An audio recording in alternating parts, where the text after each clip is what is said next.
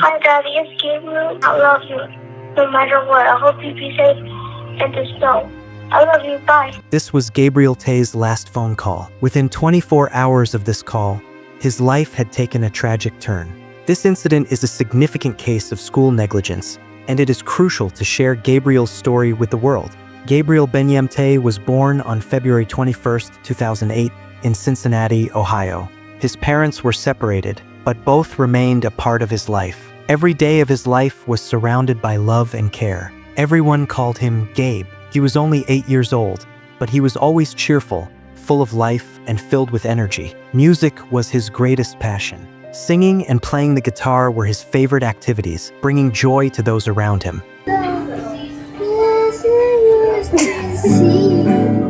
At just 5 years old, Gabe had already decided that he would join the army when he grew up. His dream was to protect people and make a difference in the world. His mother, Cornelia Reynolds, recalls a memorable moment that reflected his emotions. One time, he wore a small FBI vest and even had an earpiece. I sent him to take out the trash, but he didn't return. When I looked, he was standing by the door, as if he were on patrol. His father, Benyam, who did not live with them, was still close to Gabe. They often talked on the phone, and during summer vacations, Gabe would visit his father in Atlanta. Once, Benyam took him to Robins Air Force Base, where Gabe's eyes lit up as he got a glimpse of military life. But who would have thought that this 5-year-old child, so full of hope and determination, would never live to see his dream come true? When Gabe was just 6 years old, he started his first day at Carson Elementary School in Cincinnati, Ohio. Like every child, he was excited to make new friends, to learn new things, and to explore the world with an insatiable curiosity.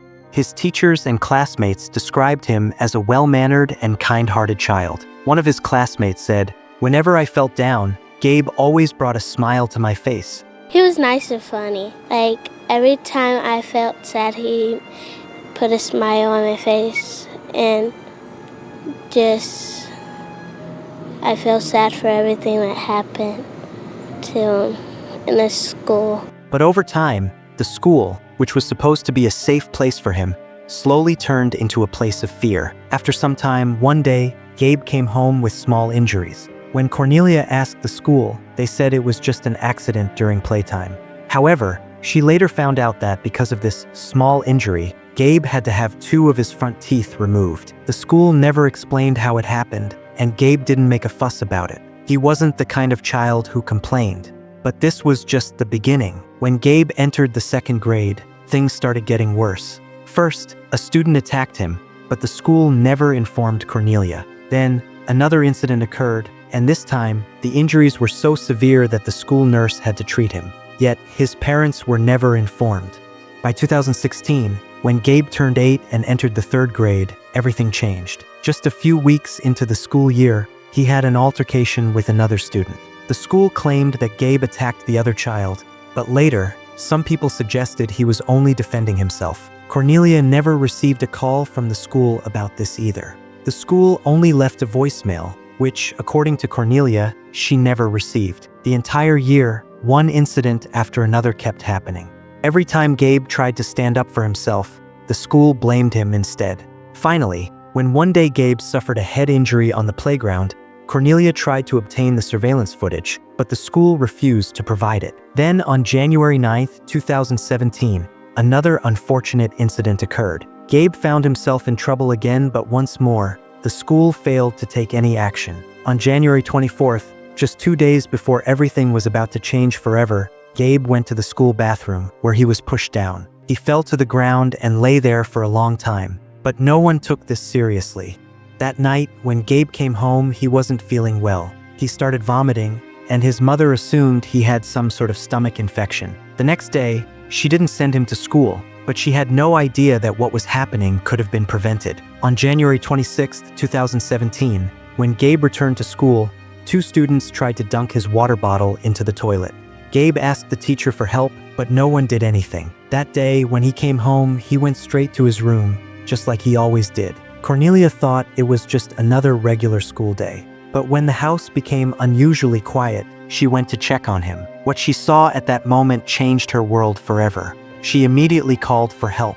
A neighbor also assisted, but nothing could undo what had already happened. That day, Gabe's journey in life came to an end. After everything, a GoFundMe campaign was launched, raising over $20,000. But money could never bring back what was lost. Then, a few weeks later, his parents finally received the school's surveillance footage. When they watched it, they were in shock. What their son had endured was far worse than they had known. Following years of legal battles, Carson Elementary School reached a settlement with Gabe's family, agreeing to pay $3 million. The school district never admitted wrongdoing, but the large payout suggested otherwise. Additionally, several staff members, including administrators and teachers who had ignored the bullying reports, were dismissed from their positions. Cincinnati Public Schools has agreed to pay the family of Gabe Taye $3 million, and final approval is expected to come from the Board of Education on Monday. Now, this proposed settlement, like you said, will do much more than just compensate the family. It will reform the district's bullying reporting system, better protecting future and current students at CPS. While no amount of money or consequences could bring Gabe back, his parents hoped it would serve as a warning to other schools about the dangers of neglecting bullying complaints. Despite the settlement and the staff terminations, many argued that it wasn't enough. Advocates and activists continued pushing for stricter policies on bullying prevention in schools. Gabe's case became a rallying cry for parents nationwide, demanding better protection for children who suffer in silence.